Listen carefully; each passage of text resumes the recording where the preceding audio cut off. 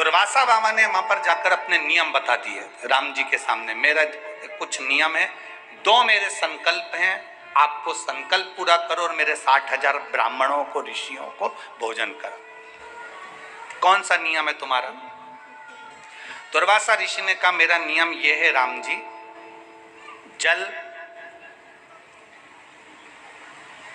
अग्नि और धेनु, इन तीनों से युक्त भोजन नहीं बनना चाहिए।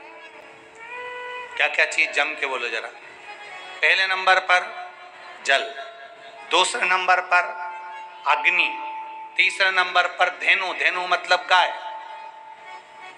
इन तीनों से युक्त भोजन नहीं बनना चाहिए और पकवान 56 भोग बनना चाहिए, पर उसमें न जल मिले, ना वो अग्नि में तपा हुआ हो और ना वो गाय के दूध से या धेनु से निर्मित किया गया। दुर्वासा जी जैसे ही बोले राम जी सोच में पड़ गए, वैसा भोजन कौन सा जो बिना अग्नि में तपे कैसे दे दो, और 56 भोग।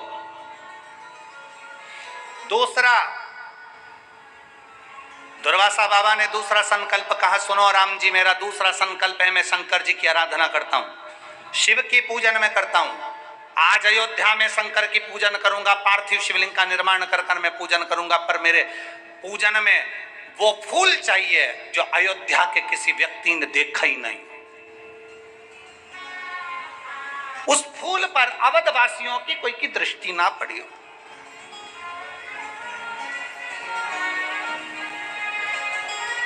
अब हम जा रहे हैं, आपको मंजूर हो तो हम रुके, नहीं तो हम हमारे दूसरी जगह जाए।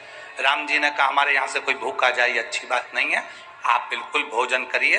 तो दुर्वासा जी ने कहा हम सरयू स्नान कर कर आते हैं, तुम तैयारी करो। दुर्वासा जी 60,000 ऋषियों को लेकर सरयू जी का स्नान करने चले गए और राम जी महाराज ने लक्ष्मण जी, भरत जी, शत्रुघ्न जी सबको आमंत्रित करा, जल्दी आओ। तुरंत हनुमान को बुलाया, जल्दी आओ। वृक्ष, एक पारिजात का वृक्ष, भगवान ने कहा, राम जी हाथ जोड़कर कहते हैं कि ये पारिजात के वृक्ष का फूल दुर्वासा बाबा के पास भेजा जाए, इसका दर्शन आज तक अवधवासियों ने नहीं करा था। एक पारिजात का फूल ऐसा होता है, अगर शिवजी पर चढ़ाया जाता है और सोमवार की अष्टमी या प्रदोष या शिवरात्रि पर अगर समर्पित किया जाता है तो उससे हमारे को बल प्राप्त होता है। जिस कल्प वृक्ष आया, कल्प वृक्ष से कहा अब भोजन आप दीजिए, क्योंकि अग्नि में तपा हुआ नहीं चाहिए, जल से बना हुआ नहीं चाहिए, धेनु का बना हुआ नहीं चाहिए, तो आप दीजिए। और भगवान कल्प वृक्ष ने वो भोजन अन्न प्रदान करना प्रारंभ करा। दुर्वासा बाबा प्रसन्न हो गए, शिव प्रसन्न। मेरे अड़भंग शिव को रिझाने के लिए कोई विशेष वस्तुओं की चाह नहीं होती। मेरे भगवान भोलेनाथ को रिझाने के लिए बहुत सारे धन वैभव सत्ता की जरूरत नहीं होती। मेरे भोले बाबा को रिझाने के लिए सारी समस्या का हल, एक लोटा जल शिव को चढ़ाया, वो प्रसन्नता का विषय हो।